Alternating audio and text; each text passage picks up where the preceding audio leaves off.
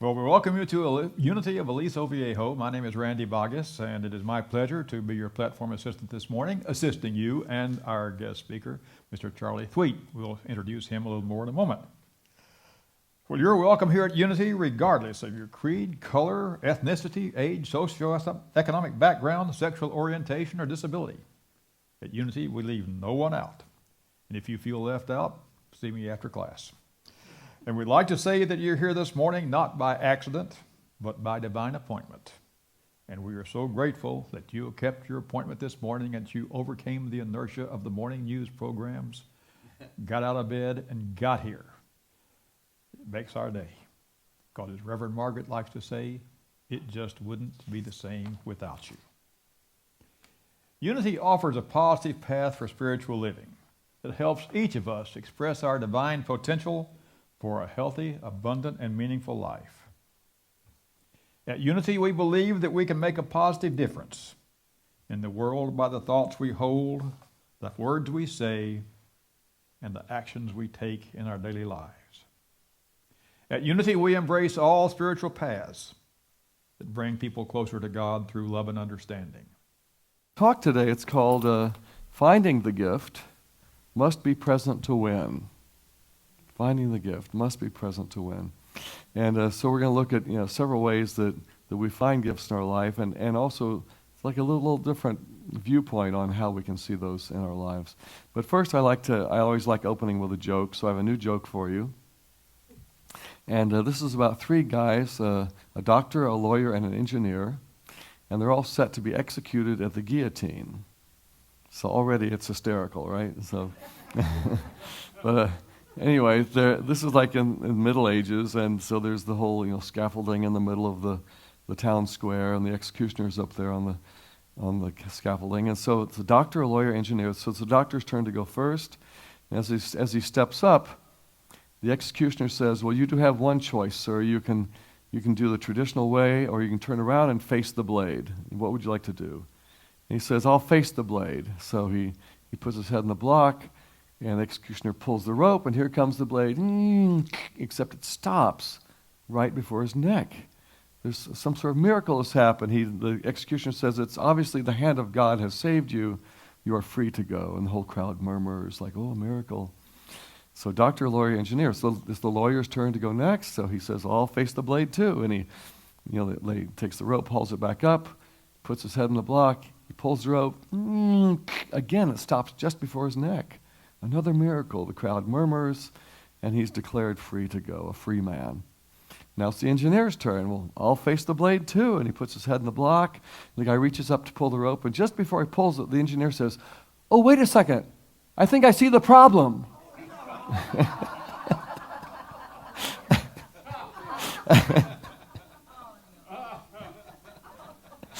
So maybe he didn't see the gift in that situation. Finding the gift must be present to win. Well, the song I just sang to you, it came to me in an interesting way. I get to travel to Italy a lot. In fact, I'm traveling this coming October to co-lead a spiritual retreat in Assisi, where St. Francis is from. This is going to be my 47th time flying into Italy. And in fact, who would like to come to Italy with me in October? Was there a show of hands? Okay, well, there's a piece of paper on the back. But anyway, this particular trip, I'm in Sicily singing for a retreat on this little small island. And I just finished this exercise where my heart is just wide open. And I hear this voice. And I don't hear voices that often, but this was really a beautiful message I was hearing. And it simply said, "It's all a gift." And it kept repeating, "It's all a gift. It's all a gift. All of it. Every single bit of our lives, every single bit of it is a gift." And the more that I heard that voice, it dug deeper and deeper into me, where I was really feeling the truth of that. Everything is a gift. But it's really just for us to be able to see that. Can we be open? And in a way, I think every bit of life, it's for our soul's growth. And it doesn't always look like fun.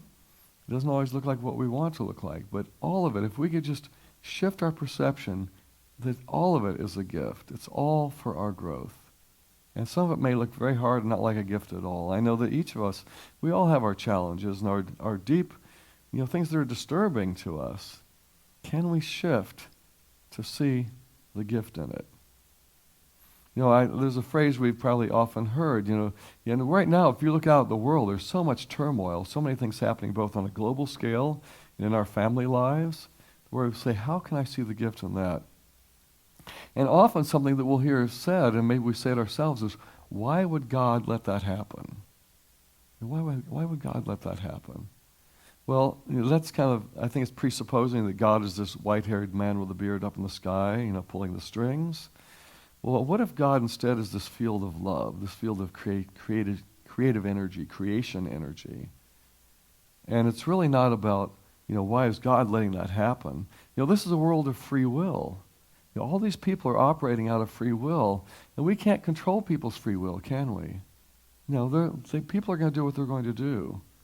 What we can control is how we react to what happens. Where do we go in our hearts whenever any situation confronts us? This is what we have the choice of. This is our free will to interact with what's showing up in our lives. And what we're really here, the reason you're in this room is because I was thinking about this in the first service. Life is kind of black and white. If everything were all light, if everything were going perfectly in our lives, you probably wouldn't find your way to a Unity Church, would you? You come here because you need. Did you read the daily word? We didn't do did you? We didn't do it. So, well, in the first service he read, it was about faith, and the reason that we reach for faith is because we have challenges in our lives. We have hardships. Some part of us says there's got to be a better way. Some part of us says there has to be more going on, and we reach for those deep roots of faith to come back to, how can I tap into that place of peace in me to deal with the challenges of life? If it were all just easy, it'd be like, what if you went to a movie and nothing went wrong in the movie? You'd be bored, wouldn't you? Would you go to a movie where, okay, everything went right, now you walk out of the movie theater? It's like, well, that wasn't interesting at all. Wouldn't it be funny if we've actually set up our lives to make it interesting? With the challenges? What if everything went right? That might not actually be any fun. So the reason we're in this room is to go deep in our roots of faith, to find that place of peace, to bring to these challenges. Each of us carries a place of total stillness and total peace in our hearts. But sometimes we're not connected to that. And the reason we're here is to remind ourselves to go deep, to find that place of total stillness, of total peace, that God self, that spirit self, that I am self. And that's why we're here. And that's the gift that we bring to every situation. The gift that's presented is that we are invited to come back to our total God connection in every moment. And we can either get lost in this world of separation, or we be reminded of our total connection to God, our God self, our place of total peace. I want to read something to you. And this is basically a paragraph. It's this long, and it's maybe one of the most powerful paragraphs I've ever come across in my life. And I'm sure you've heard of A Course in Miracles. And this is the introductory paragraph to the Course. So you may have heard it 100 times. You may have never heard it. You may have never heard of A Course in Miracles. But there are many paths to truth. And I find this is a great kind of hand-in-hand path with unity.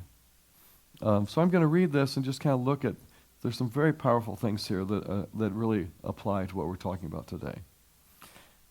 So how many of you are familiar with A Course in Miracles? How many of you have read the introduction before? A few of you. Okay, and some of you haven't. So I'll just read and we'll talk a little bit about this. It starts out, this is A Course in Miracles. It is a required course. Only the time you take it is voluntary. Free will does not mean that you can establish the curriculum. It means only you can elect what you want to take at a given time. And so what I'm hearing here is that, each of us as souls, there's a certain set of lessons we're all going to learn over the arc of time. By the time all of this is over with, there are a certain set, and that's the curriculum. And you may learn it through unity, or through being a Buddhist, or a Catholic, or through A Course in Miracles or whatever, but it's a curriculum that all souls will eventually learn. We don't get to choose the curriculum. This is what we're learning on our soul's journeys. And you might be working on a lesson I haven't learned yet, and vice versa. We can choose what we're working on, but not what the whole set is. And even A Course in Miracles said there are many paths. This is not one of these one-way Jesus things. And then it says the Course does not aim at teaching the meaning of love, for that is beyond what can be taught. It's like I can't teach you the taste of sugar. We're learning love through our own personal journeys. But and I love this next part. It does, however, aim at removing the blocks to the awareness of love's presence. And this is an amazing principle in life. There's really nowhere to go. Everything is right here. The presence of God is right here. But sometimes we put so many things as blocks between us and that awareness. And so really our life's journey is about removing the blocks, things that we're blocking, to what's already ever present. About removing the blocks to love's presence. That's our journey. There's nowhere to go. Can we just come back to the truth that's right here? And then finally it goes, and this is the final part, and I love this, and this is a little bit of a mind bender. It says, the opposite of love is fear, but what is all-encompassing can have no opposite. The first time I read that, it bent my mind around a corner. So there are opposites, but there aren't opposites. The opposite of love is fear, but what is all-encompassing can have no opposite. And what it's looking at is what the Course calls the two worlds. So there's the world of the illusion of separation, where you have the opposites, the dichotomy, the duality. The opposite of love is fear. So you have love, fear, good, bad, attack, defend, all of these parts that are aspects of duality. And the Course refers to that as the illusion of separation. We've got caught in the illusion that we're separate from each other, separate from God. This is an illusion. If you think that you're separate, you're caught in that illusion. So the opposite of love is fear, we'll say happens down here, but what is all-encompassing can have no opposite. And this is that place of oneness, that place of being with God, where we're totally connected to God, which we are, but we get lost in this thought that we're separate. So the opposite of love is fear, but what is all-encompassing can have no opposite. And then it finishes up by saying, this Course can therefore be summed up very simply in this way. Nothing real can be threatened. This connection with God, that's reality. That can't be threatened. Nothing unreal exists. This illusion of separation, nothing unreal exists. Herein lies the peace of God. When we really get that we're not separate, and our real reality that can't be threatened is our connection with God, with this oneness. And so, and this whole journey of life is about remembering that. If you noticed you're having thoughts of separation in your interactions with the people in your lives, or for me with the drivers on the highway, do you ever have thoughts of separation with them? Then that's a clue that you're off track. And to come back to realizing that we are connected, we are one. And the clever thing is that's the name of this church, isn't it? Unity. It's reminding us that we are one. Our oneness with God, our oneness with each other. So the opposite of love is fear, but what is all-encompassing can have no opposite. And the peace of God is found in remembering that nothing real, this place of oneness, cannot be threatened. We might think it can when we get into our lower minds, our ego minds, but nothing unreal exists, this illusion that we're separate. Herein lies the peace of God.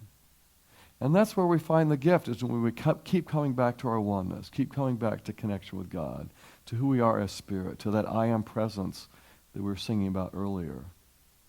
That's where we find the gift in any situation. We are always carrying this place of peace in us, but often we put blocks that keep us from staying in that connection. So we take whatever steps we can, remove those blocks to the awareness of love's presence in any situation. That's why you're in this room, to remember that. And we come back to be reminded in many different ways. But any talk I'm giving, any talk that Reverend Margaret is giving, is always to bring us back to that connection with who we are. To remove those blocks, the awareness of who we are and how connected we are. and to find the gift in any situation by doing that. And that brings, the real gift is just coming back to peace, isn't it? And then that is the gift in any situation. It might look like different stories. This happened, I came back to peace. And that was the gift that looks like all these different gifts. I want to share a couple of things that have happened to me where these gifts have shown up. And one of them is when I was, and it harkens all the way back to me in the 5th grade. And it wasn't until about 5 or 6 years ago I spotted, some gifts it takes sometimes many years to even see the gift in things. In this case, it's a simple little story. It was the day before Valentine's Day, and in our little class assignment in the 5th grade, we were told to start making Valentines, and so we did. This artwork, probably you're cutting up construction paper and decorations and such. And we didn't finish it the day before Valentine's, so the teacher said, take it home and work on it, finish it up, and just bring it back completed for Valentine's Day for your grade.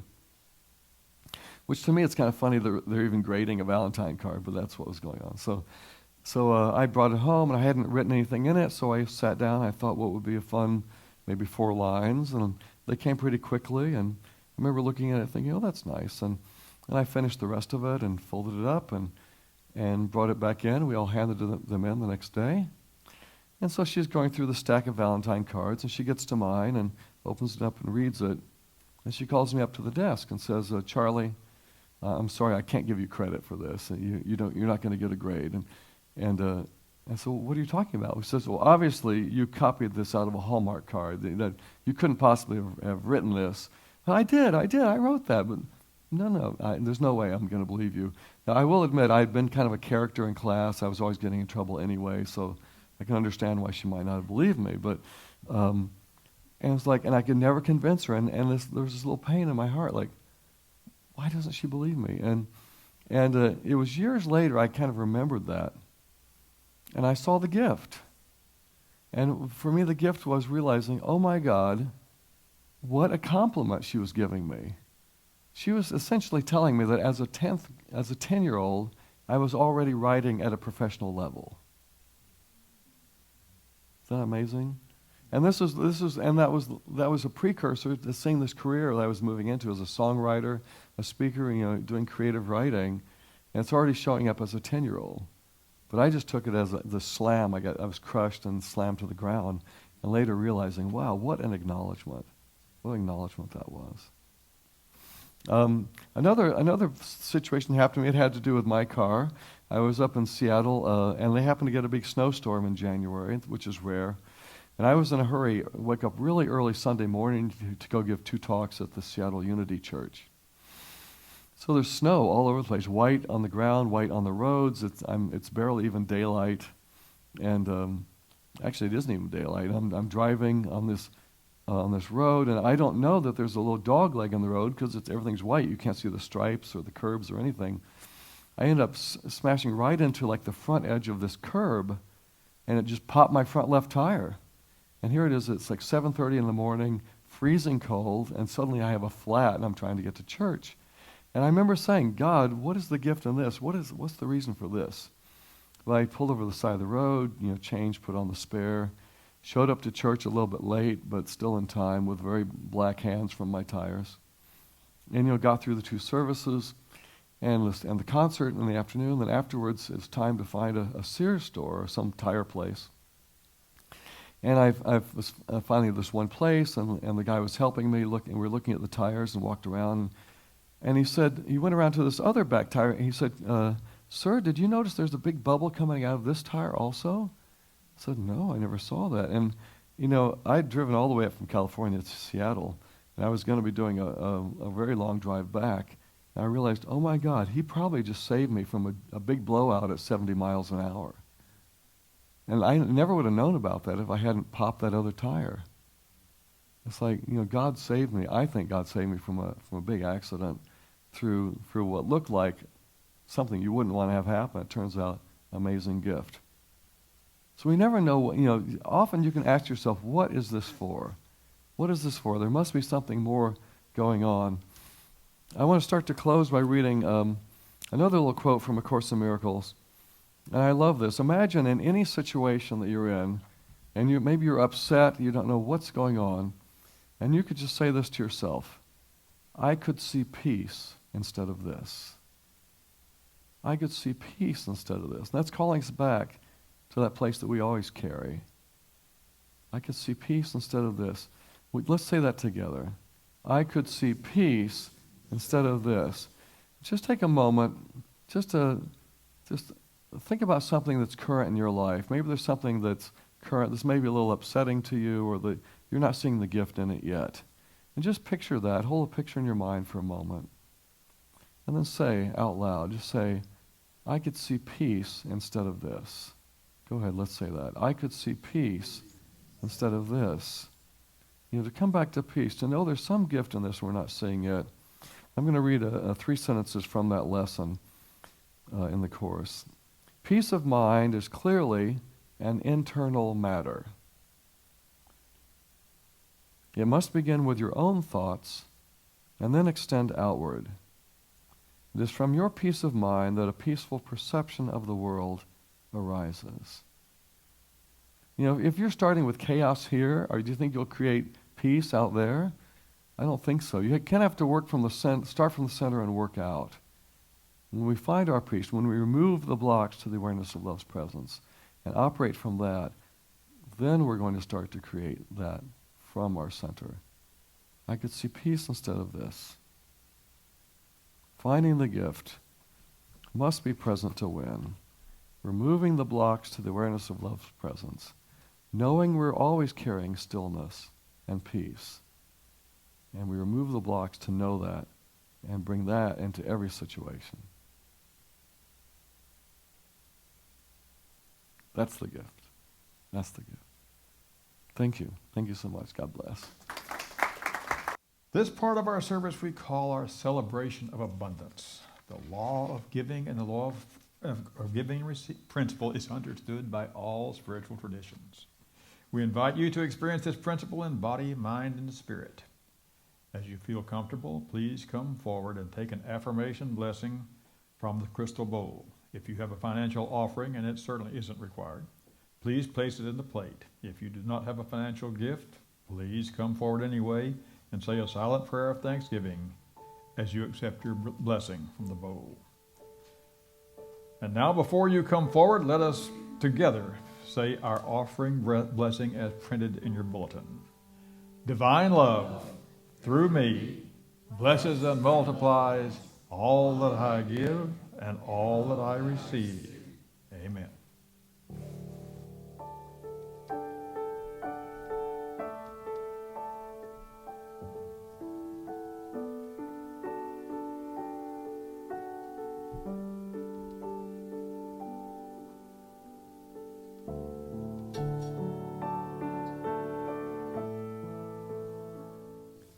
So we'll be in silence for a moment.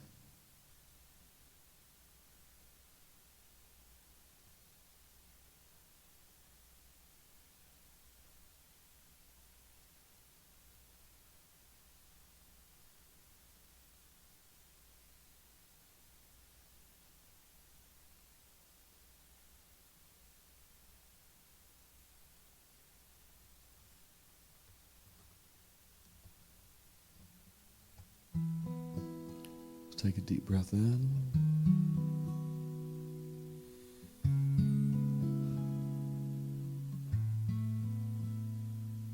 And just take a moment to feel that I am presence around us,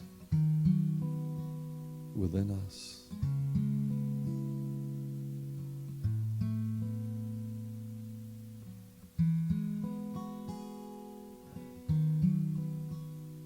A moment to be still.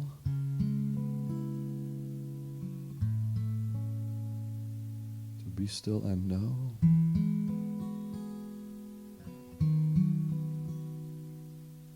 Be still and know I am God.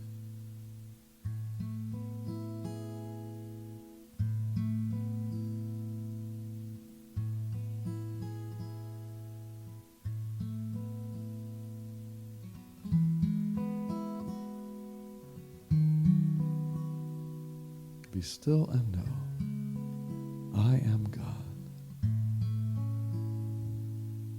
And God is always calling us to be still, to feel the I am presence.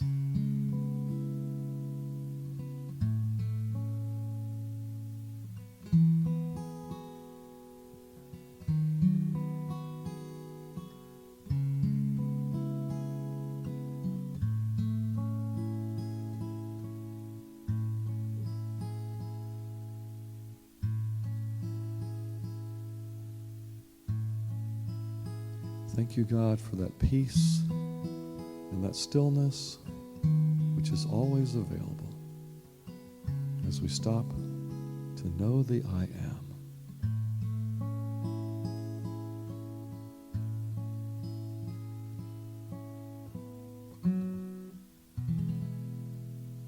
And so it is.